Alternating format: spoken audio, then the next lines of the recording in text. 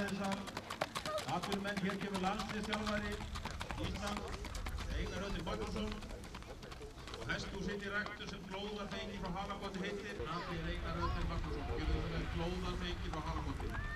Og sýndur í fyrra